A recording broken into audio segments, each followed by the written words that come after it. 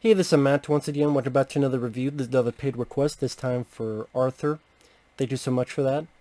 And for those interested in requesting pretty much any type of videos, topics, reactions, reviews, re-reviews, anything in between, feel free to send them either directly to my PayPal or join my Patreon.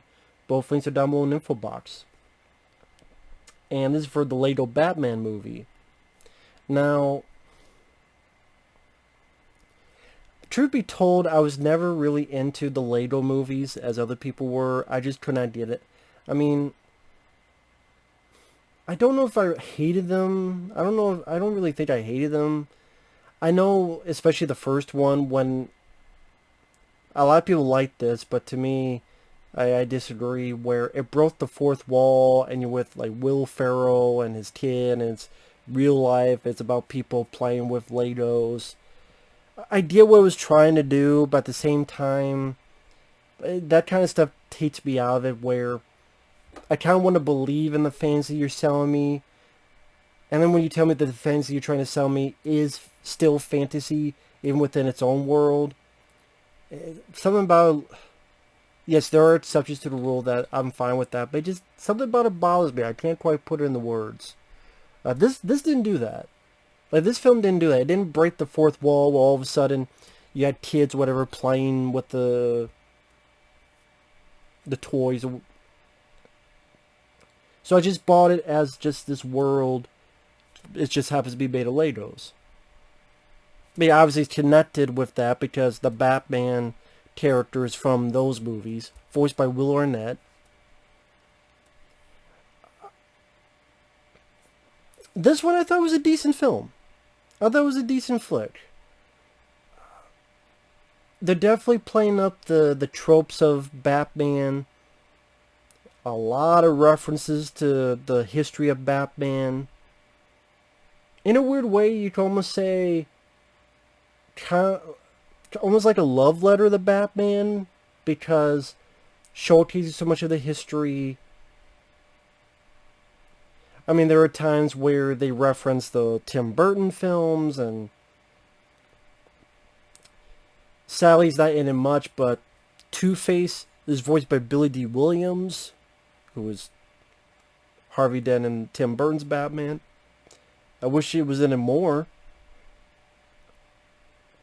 He has some decent voice casting. Will Arnett playing a different type of Batman. This is an arrogant Batman, and there's a point for that because there's an arc for this character. Robin is a very wide-eyed, innocent person, voiced by, I think, Michael Cera.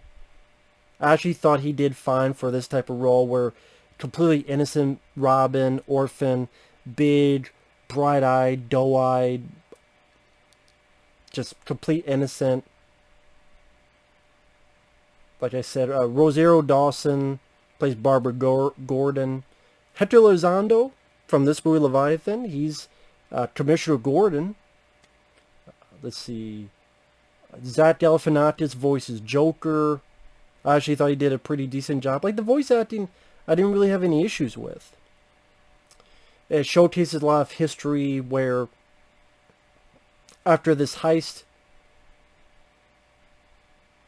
Joker and the villains are going to destroy Gotham. This is during the opening 15 minutes or so.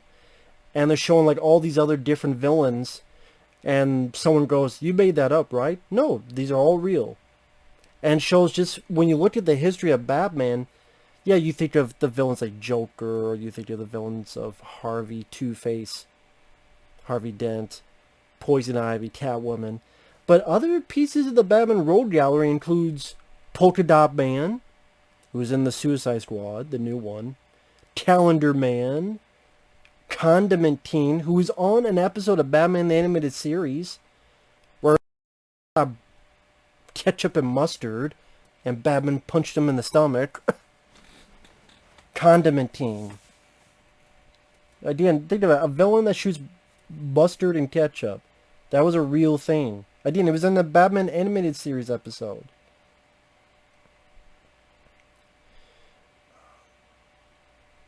And it's one of those films that, like I said, I've said many times I get tired of people putting Easter eggs in movies. But here is a love letter to Batman. This came out in 2017. I could deal with it a bit more in this case.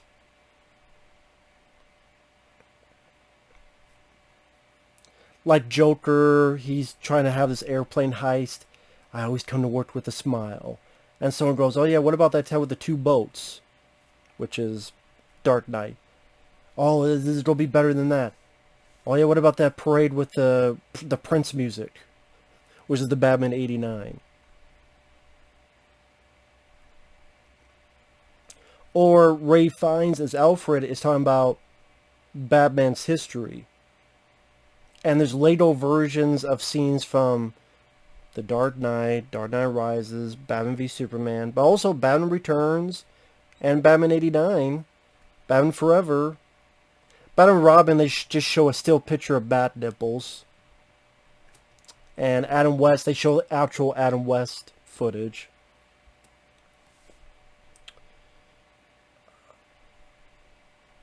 And it's a kid's movie, beautifully animated. I gotta give credit to the animators. They did a wonderful job using the Lego aesthetic. You get some really good sweeping camera movements. Really showcase his world. Will Arnett as Batman, when he comes in, he's talking about bets, and he's like, always bet on black. I'm like, who do you think you are, Passenger 57? They don't say that. I say that. What, think you, Wesley Snipes? Yeah, the reference, though, let's get nuts, that Michael Keaton said.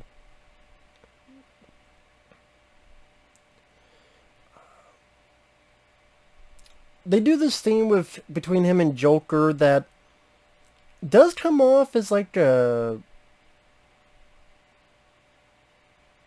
gay for each other.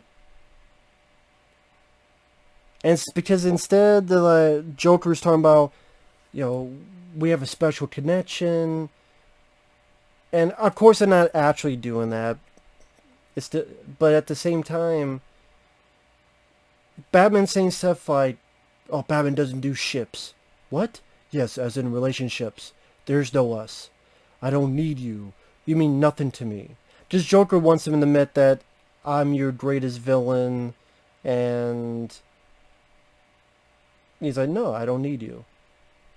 Like, who's your number one bad guy? And he keeps saying Superman. And then Joker is sad. Joker is sad and ready to cry. And there are times where there are jokes that go under the radar that kids may not get, but adults go, oh, okay. For example, when he meets Robin, Dick Grayson, and he tells Bruce Wayne, I'm Richard Grayson, but people call me Dick. And without missing a beat, Bruce Wayne goes, well, children can be pretty cruel. So I thought that was actually a rather funny way with how that played out. And it does get to a point where I would say this does this better than Space Jam 2, which came out this year, where it also references Warner Brothers stuff, because Joker gives himself up. It's a way to get the Phantom Zone projector now. He wants to make Batman get him in that spot so that he can convince the villains there to come over with him, and then Harley Quinn will unleash the deal. So now Joker's working with Sauron from Lord of the Rings, the Eye of Sauron, Voldemort from Harry Potter, there's King Kong, there's in the Phantom Zone there were gremlins. I think agents from the Matrix, which is kind of like Space Jam 2, at least a little bit. But this one I could deal with it a bit more.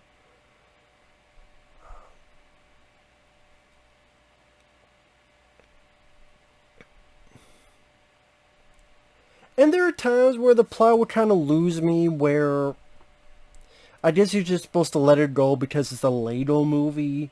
For example, as all this chaos is happening, Batman's like, I need to get some help.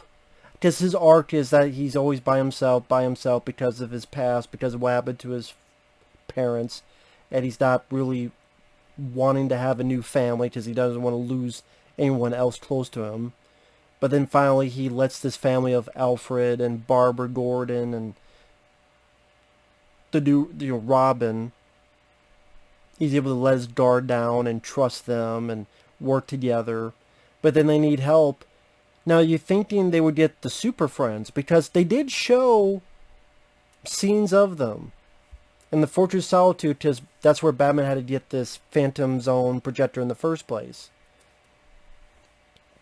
And Superman's voiced by Channing Tatum, which I actually thought he didn't do that bad of a job for a comedy like this. But no, they don't get the Super Friends to help. They get the other villains, like Catwoman and Calendar Man and Harvey, Two-Face. And I found it funny where they go, these villains want to destroy Gotham City. And I'm like, but these villains want to destroy too. I actually think that would have been the funnier bit, is that you think it's going to be this big, oh, the villains are going to fight the villains, but then they're like, yay! And then they start smashing and shit. And so now they just made things twice worse. Double the damage because some bullshit morality that didn't pan out. Because in like a comedy, like parody of this nature, that type of stuff could work. I mean, wait a minute, why would these villains who's always wanted to destroy Gotham, but now they want to save the city that they always wanted to destroy in the past? But yeah, I guess it's more just the piss off Joker who fucked them over. Had them caught in the first place.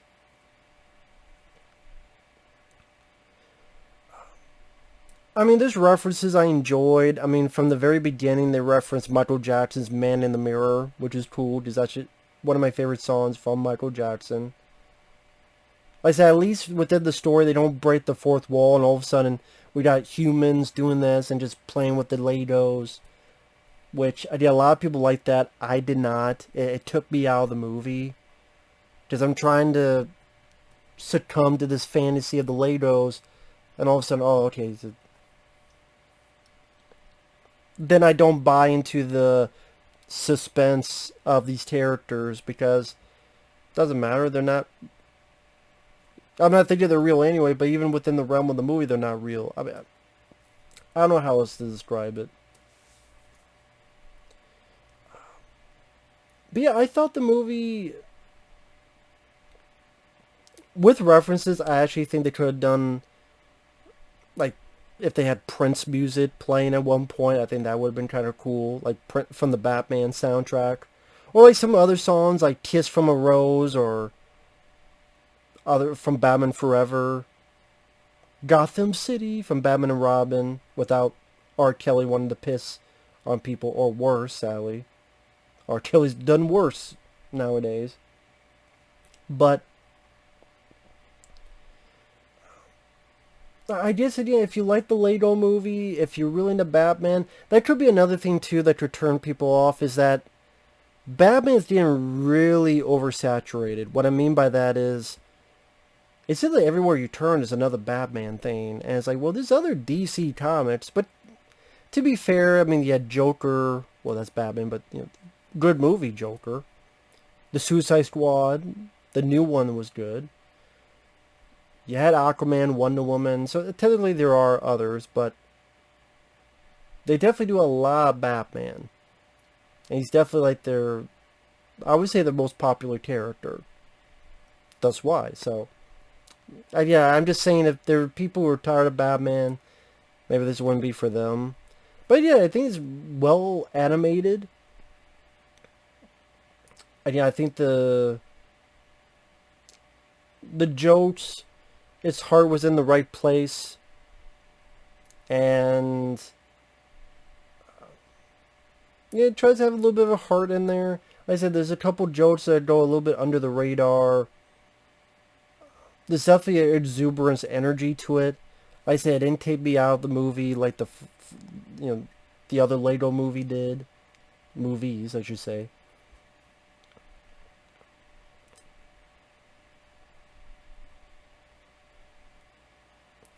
And yeah, the whole thing between him and Joker where I hate you. Now you say it. And sort of the defining moment at the end is when Batman's saying, when I get up and do this, it's for you. I hate you, Joker. And one of the running gags is that Batman will watch Jerry Maguire, the You Complete Me scene. And yeah, I wouldn't say I laughed as much as other people did, and they propped up as this great comedy and it should have been nominated for an Oscar. I'm like, nah, I wouldn't go that far. I thought it was cute. I think at the end of the day, I thought it was a cute film. I appreciate the visuals. Yes, there was a case that the nostalgia berries picked the right ones.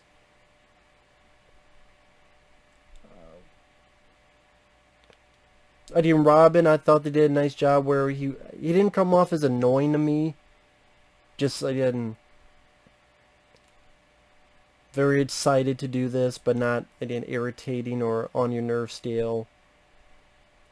Will Arnett, he's having fun voicing Batman. You're doing that deep voice, and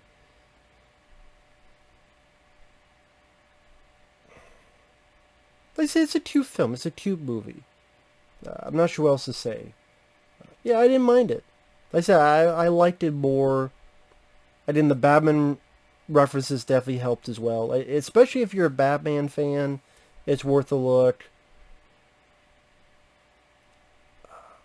Like I said, I think it does overall respect the character, the history of the character, in his own goofy, fun, cute way. And it's still easier to watch than Justice League, let alone Zack Snyder's Justice League. Still easier to watch in either of those. So, take that for what you will.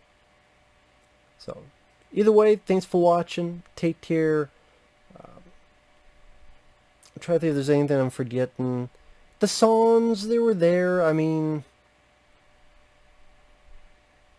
this is a type of Batman that when he's fighting the bad guys at the beginning, there's a song playing, and he actually has a guitar, a rock, electric guitar, as he's beating all the bad guys' asses.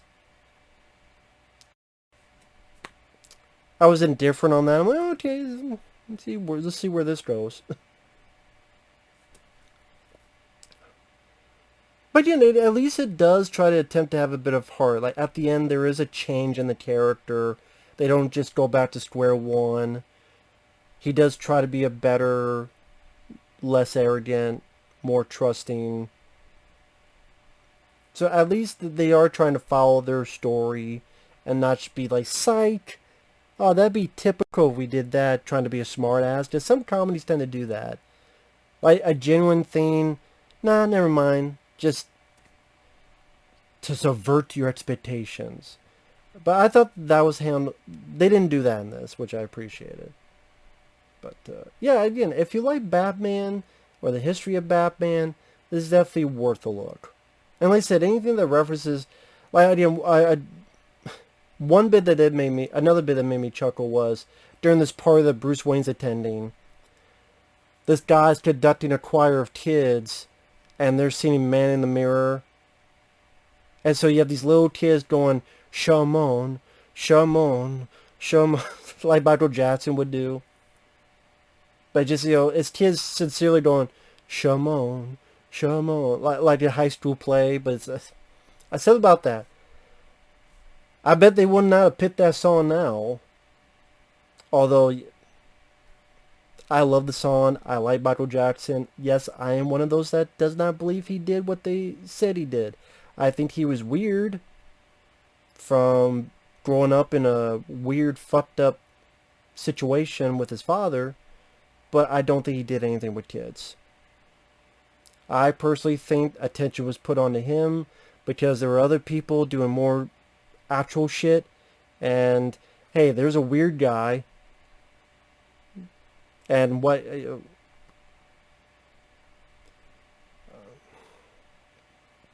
again, I think he was a guy that at times had the mental faculties of a kid, but it just was oblivious to how weird that looked to the outside world.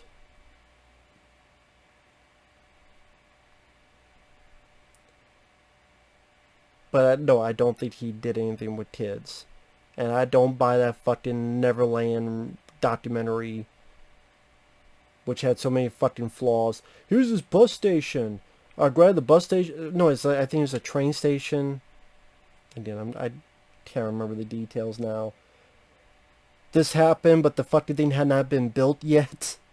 So, oh, this happened here, but the fucking thing wasn't even built until like a year later. Or 2 years later. I am going off tangent, sorry. I'm surprised they did that in the first place. That they referenced Michael Jackson. Because now that's like a thing you can't do. I'll do it. Because again, I think he made great music and I don't think he did it. So there you go. Sorry, that went off a different... but again, that was a fun moment during the Bruce Wayne party. Now, this is the voices worked well and the Legos were cute. I didn't grow with Legos. I didn't play with Legos when I was a kid. So I don't have that nostalgia factor of Legos. But yeah, the Batman coat of paint I think definitely helped in this matter as well. Compared to, again, the Lego movie. So with that said, thanks for watching. Take care. We'll see you guys later. Bye-bye.